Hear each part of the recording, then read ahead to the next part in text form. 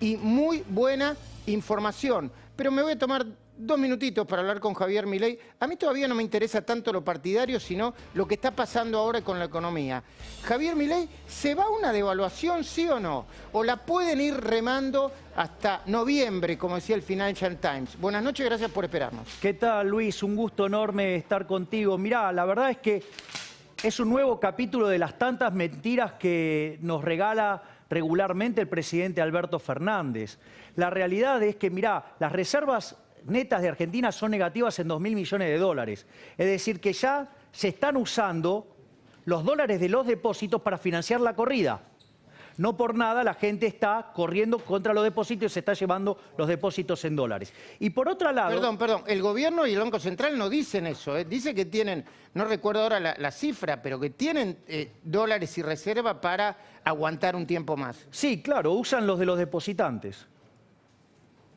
Hoy Alberto Fernández dijo que no iban a tocar los dólares de los bancos y que se queden tranquilos porque no se va a devaluar. Vos sabés que en marzo del 2001 se votó una ley de intangibilidad de los depósitos y después terminó en el corralito. O sea, la verdad que yo no le creo nada a Alberto Fernández. O sea, de hecho, un día dice una cosa y al otro día se desdice. Es decir, es un gobierno que ha mentido sistemáticamente. Entonces, por ese lado está complicado, no le creo. Es decir, y de hecho el Banco Central está usando los dólares de los depósitos para financiar la corrida. Lo que pasa es que el nivel de liquidez en los bancos es tan exagerado que entonces vos podés hacer este tipo de cosas, pero la realidad es que ahí hay una cuestión de derecho de propiedad. Eso es por un lado. Y lo que decís de la devaluación, voy a ser un poquito técnico, pero es importante esto. Cuando vos tenés tipo de cambio fijo, si la cantidad de dinero queda determinada por la cantidad demandada de dinero, es decir, por lo que los agentes quieren tener. Sí, entiendo eso. Y del lado de la oferta vos tenés reservas y crédito doméstico. Si vos tenés déficit fiscal tremendamente grande y lo estás financiando con emisión de deuda, o sea que el crédito doméstico está explotando y vos querés mantener el tipo de cambio, ¿qué te pasa? Las reservas se te caen. De hecho, Argentina no tiene reservas. Porque los pesos van a comprar dólares. Así es. Entonces, ¿qué es lo que pasa? Inexorablemente va a terminar devaluando aunque no quiera. A ver, digamos, el mercado no le cree. Digamos, hoy todos los dólares financieros subieron todos, ¿sí? Entonces, y vos...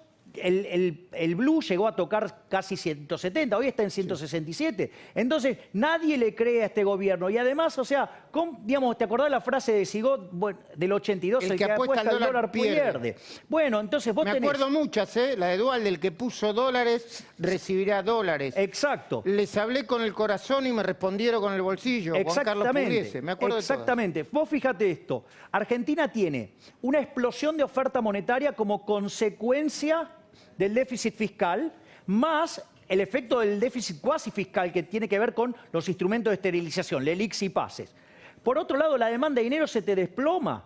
Es decir, ¿por qué te crees que están todos estos controles? Porque nadie quiere tener pesos y encima una caída monstruosa en el nivel de actividad. Es decir, no es que sube el dólar, que suben los precios, en realidad lo que está pasando es que pierde valor el peso. Nadie quiere los pesos, entonces inexorablemente vos vas a tener que todos los precios van a subir. El dólar, como es un activo financiero, sube primero. Pensá que desde que se ganó las PASO Alberto Fernández, se multiplicó por 4 el tipo de cambio. Hablando de los precios, dígame cuando esté Negri, así lo saludo, y me pongo a hablar con él. Hablando de los precios, Javier, hoy se conoció el índice de inflación 2.8, aunque muchas consultoras decían que estaba cerca de 3. Bueno, ponele, digamos, eso, hay cuestiones metodológicas. A mí, digamos, te diría que tanto no me impacta eso. Las decimales no te impactan. Claro, porque en realidad vos tenés despioles tan grandes en el resto de la economía que la verdad, digamos, ponerme a discutir un decimal, ¿viste? O sea, a ver, Argentina tiene que tener, para ser solvente y tener un plan creíble, un superávit primario de 2 puntos del PBI, tiene un déficit primario de 8. O sea, digamos, tengo 10 puntos de diferencia ahí y hay dos cosas más que quiero decir. Una es que vos tenés un problema de inflación reprimida, digamos, porque vos estás cursando porque lo único que se mueve en serio acá que es alimentos y bebidas, ¿sí? Y vos tenés el spread, o sea, la brecha de más del 100%. Quiere decir que todavía tenés para cargarle a los precios de alimentos y bebidas un 100% más. Y no solo eso, vos estás viendo la inflación que refleja solamente un 30% del índice, el 70% está en cuarentenado o pisado. Sí. Cuando vos mensualizás eso, te da 10. Y eso anualizado es 200. ¿Qué le dirías a los funcionarios del gobierno que dicen que la economía implosionó por la pandemia? Que son unos mentirosos. El problema es la cuarentena, no es la pandemia. De hecho, Argentina, Diego, tiene la cuarentena más larga y más profunda del mundo. Y por eso Argentina está entre los 3 países que más va a caer su PBI. Además, en la propia Organización Mundial de la Salud ya reconoció que se equivocó. Y de hecho, acorde un trabajo que yo he mencionado, digamos, recurrentemente, de Barro, Ursúa y Wen, que analizan. Porque te acordás que la Organización Mundial de la Salud amenazó con que íbamos a una nueva fiebre española. Si nosotros hubiéramos ido a una nueva fiebre española, el PBI del mundo debería haber caído en crecimiento 7 puntos.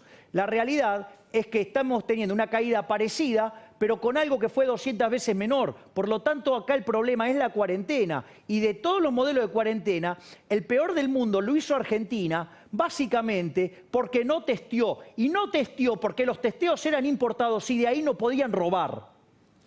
Una última pregunta te hago. A vos, a otros, los denominan liberalotes, dicen, para hablar son fantásticos. Lo pones a gobernar, te chocan el tren. ¿Qué harías vos hoy con esta crisis? Bueno, lo primero que vos tenés que hacer es tener un acuerdo de los grandes jugadores, porque Argentina tiene un descalabro monumental.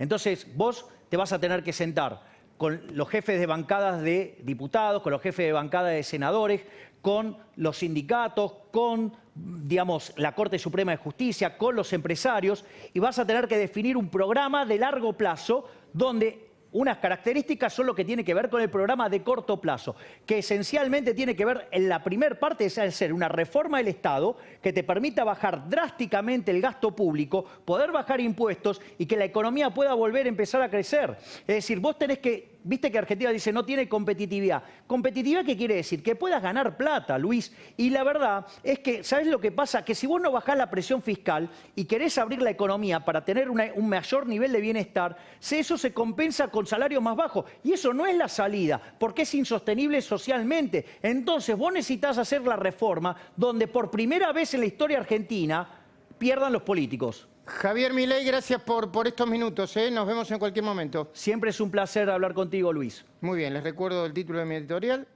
Alberto Fernández cada vez más parecido a la Cristina Fernández de